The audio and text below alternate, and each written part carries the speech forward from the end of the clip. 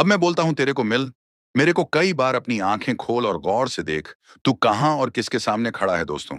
बॉलीवुड में अक्सर ही स्टार्स के बीच लड़ाई झगड़े और अनबन की खबरें आती रहती हैं। कई बार तो ऐसा भी हुआ जब हीरोइनें भी एक दूसरे से भिड़ गईं और नौबत मारपीट तक भी पहुंची। लेकिन दोस्तों, अगर हम बात करें बॉलीवुड के दबंग खान यानी कि सलमान खान की, तो इनसे कोई भी पंगा नहीं लेना चाहता।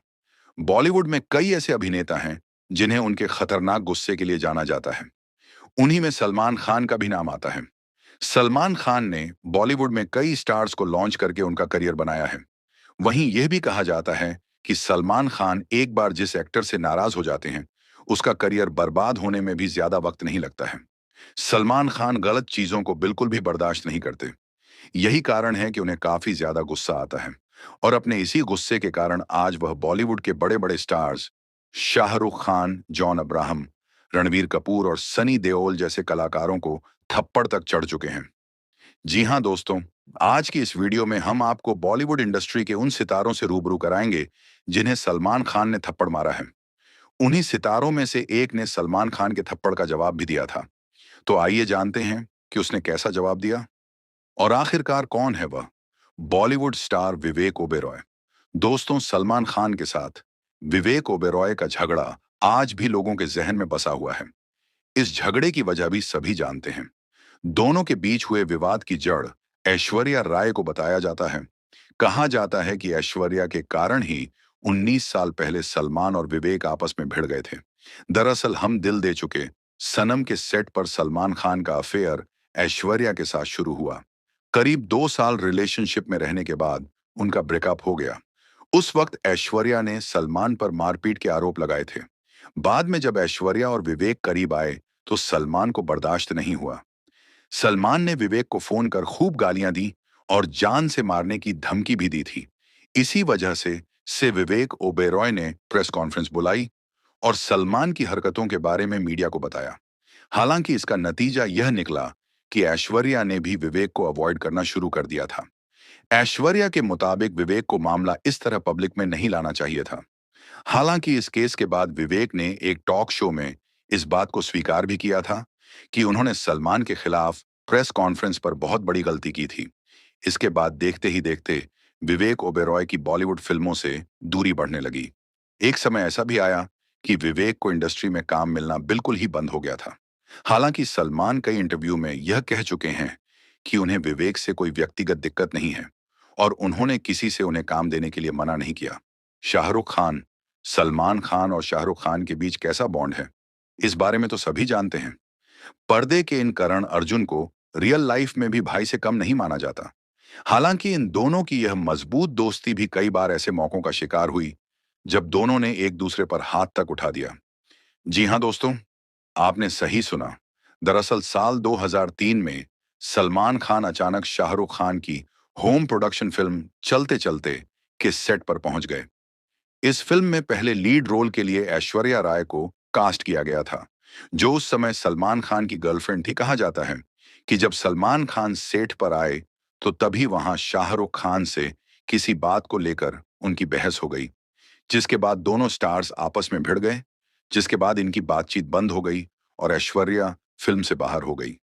हालांकि बात यही नहीं रुकी। ये बहस झगड़े में तब बदल गई जब साल 2008 में एक बार फिर शाहरुख और सलमान आमने सामने आ गए। कहा जाता है कि कैटरीना के बर्थडे की पार्टी में शाहरुख ने ऐश्वर्या को लेकर कुछ कमेंट कर दिया था, जिसे सुन सलमान खान को काफी गुस्सा आया और दोनों के बीच मारामारी तक हो गई। और यह घटना अगले ही दिन सुर्खियों में छा गई। इस लड़ाई के बाद दोनों के बीच जो कड़वाहट आई, उसे दुनिया ने देखा। सलमान ने तो यह तक कह दिया था कि अब दोनों को फिर से दोस्त बनाने के लिए खुद भगवान को नीचे आना पड़ेगा। रणबीर कपूर, सलमान खान और रणबीर कपूर की कोल्ड वॉर के बारे में शायद ही कोई होगा जो नहीं जानता होगा। दोनों स्टार्स लंबे समय से एक दूसरे को नजरअंदाज करते आए हैं। हम सब जानते हैं कि दोनों स्टार्स के बीच मनमुटाव की है। जब से कैटरीना कैफ सलमान खान को छोड़ रणवीर कपूर को डेट करने लगी, तब से रणवीर और सलमान का एक दूसरे के प्रति रिश्ता खराब होने लगा। लेकिन दोस्तों, इस स्टोरी में एक ट्विस्ट है। सलमान और रणवीर में कोल्ड वॉर कैटरीना सम अफेयर को लेकर शुरू नहीं हुआ था, बल्कि इन दोनों स्टार्स की जिंदगी में कैटरीना की एंट्री से पहले ही मनमुटाव थी। सलमान का रणबीर को थप्पड़ मारना। जी हाँ दोस्तों, आपने सही सुना। दरअसल यह घटना तब की है जब रणवीर ने बॉलीवुड में एंट्री नहीं ली थी। उस दौरान रणवीर और सलमान की एक पार्टी के दौरान मुलाकात हुई। दोनों में बातचीत भी हुई, लेकिन बात बात में ही दोनों में बहस शुरू हो गई। ये बहस इतनी बढ़ गई कि सलमान खान गुस्से में अपना आप खो बैठे और उन्होंने रणवीर के मुंह पर सबके सामने तमाचा जड़ दिया। रणबीर सलमान के इस व्यवहार से बौखला उठे और उसी वक्त पार्टी छोड़कर चले गए। हालांकि खबरों के मुताबिक इस घटना के बाद सलमान खान के पिता सलीम खान ने रणबीर कपूर के पिता अर्शी कपूर से भी माफी मांगी थी। ऐश्वर्या राय दोस्तों, सलमान खान और ऐश्वर्या के बीच ब्रेकअप हुए कई साल हो चुके हैं। ऐश्वर्या मां बनने के साथ साथ एक खुशहाल वैवाहिक जिंदगी भी जी रही है। लेकिन इसके बावजूद भी सलमान खान और उनकी लव स्टोरी की चर्चा समय समय पर होती रहती है और गड़े मुर्दे बार बार उखड़ रहते हैं।